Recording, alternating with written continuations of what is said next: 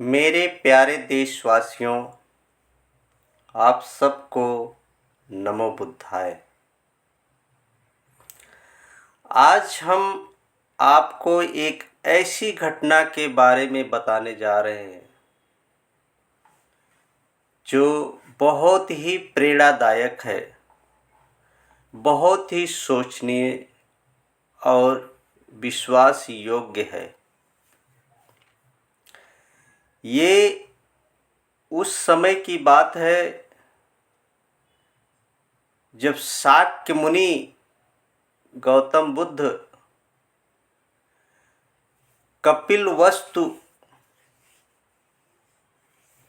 गए हुए थे और उनके साथ में उनका प्रिय शिष्य अनिरुद्ध भी गए हुए थे। तो पूरे जो है कपिलवस्तु के सभी लोग भगवान बुद्ध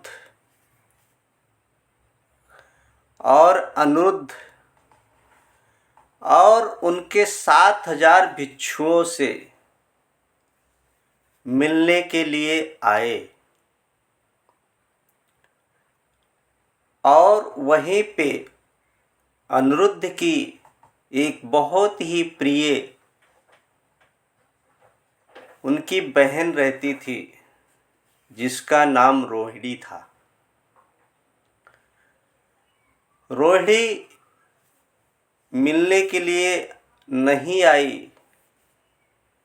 तो अनिरुद्ध बहुत चिंतित होते हैं और लोगों से पूछते हैं कि मेरी प्रिय बहन रोहिणी मुझसे मिलने क्यों नहीं आई। तो अनिरुद्ध अपनी बहन को बुलावा भेजते हैं। फिर उनकी बहन उनसे मिलने के लिए आती है, लेकिन अपने मुंह को ढक करके अनिरुद्ध के पास आती है। अनिरुद्ध पूछते हैं, हे बहन, आपने अपना मुंह क्यों ढक करके रखा है। उसकी बहन रोहिणी अनिरुद्ध को जवाब देती है, हे मेरे भाई, मेरे मुंह में पूरा फोड़ा फोड़ा सा और क्षय रोग उत्पन्न हो गया है। और उसकी बहन एक समय में बहुत ही खूबसूरत थी।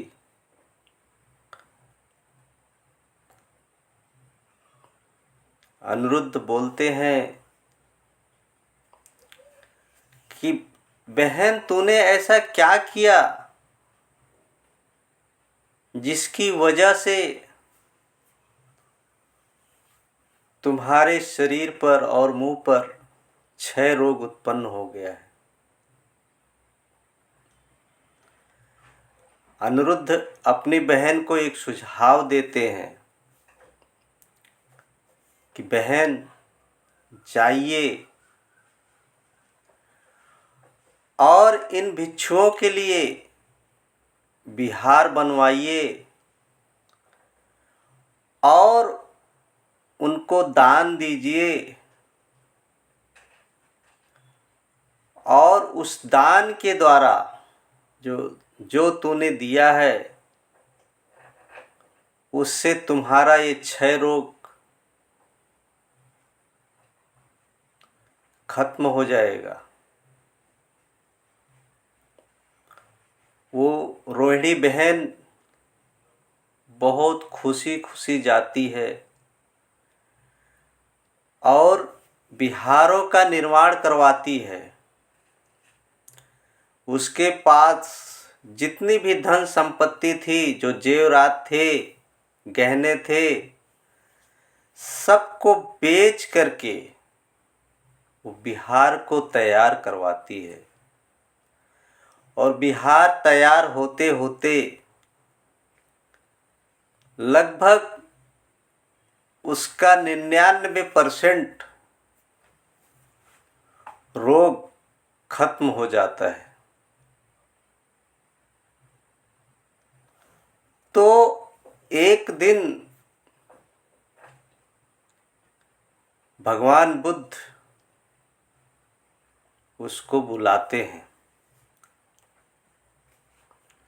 और वो रोहिणी भागी भागी शाक्य मुनि गौतम बुद्ध से मिलने जाती है।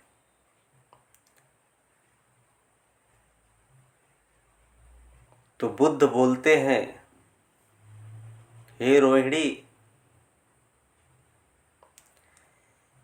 क्या तुम्हें पता है कि ये 6 रोग तुम्हारे ऊपर क्यों उत्पन्न हुआ है? रोहिणी बोलती है, नहीं भगवान, मुझे बिल्कुल पता नहीं है। उसी समय भगवान बुद्ध बोलते हैं, शाक्य मुनि गौतम बोलते हैं कि हे रोहिणी, जो मैं कह रहा हूं इसे ध्यान से सुनो। ये जो तूने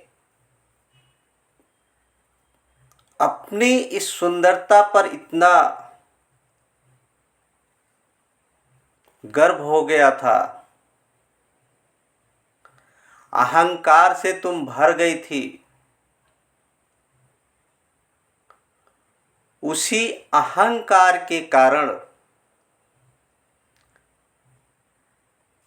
ये तुम्हारे ऊपर 6 रोग उत्पन्न हुआ है।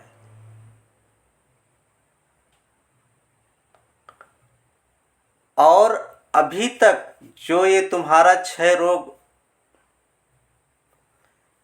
99% समाप्त हुआ है, ये तुम्हारे जो विहार बनवा रही हो दान देने के द्वारा, ये तुम्हारा 6 रोग विलुप्त होता जा रहा है। लेकिन मैं कहता हूं, हे रोहिणी, शाक्य मुनि गौतम बुद्ध बोल रहे हैं कि हे रोहिणी, लेकिन अभी तक तूने जो ये कार्य किए हैं, ये सब विशुद्धि में किए हैं। इसके लिए मैं कहता हूं कि जागकर होश पूर्वक तुम अपने इस कार्य को करो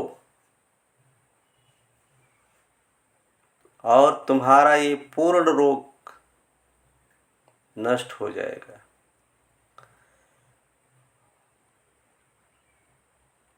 फिर रोहिणी शाक्य मुनि गौतम बुद्ध को प्रणाम करके वहां से चली जाती है और होश पूर्वक जो विहार का कार्य बाकी रहता है उसको करती है।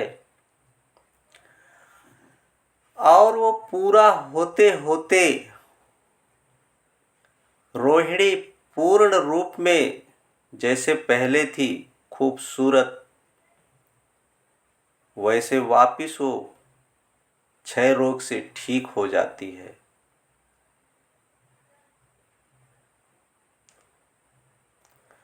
और उन सभी विहारों का पूर्ण रूप से निर्वाण करके शाक्य मुनि गौतम और जितने भिक्षु 7000 भिक्षु वहाँ पे रहते हैं, उन सबको दान कर देती है और पूर्ण रूप से ठीक हो जाती है।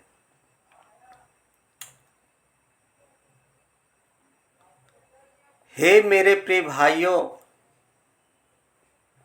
बस आज के लिए इतना ही है। आपने इससे क्या सीखा, क्या समझा, आप उसकी प्रतिक्रिया जरूर दें। दान में इतना जो है पावर होता है कि वो हमारे कर्मों को पूर्ण रूप से तो नहीं मिटा सकता, लेकिन कुछ हद तक जरूर कम कर देता है।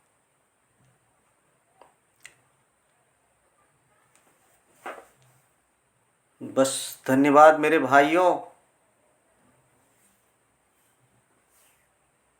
इसका सार आप जरूर समझें।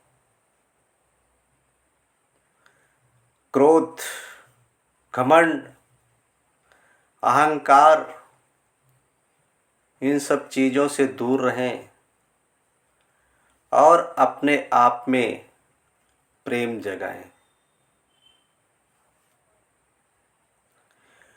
प्रेम एक ऐसी शक्ति है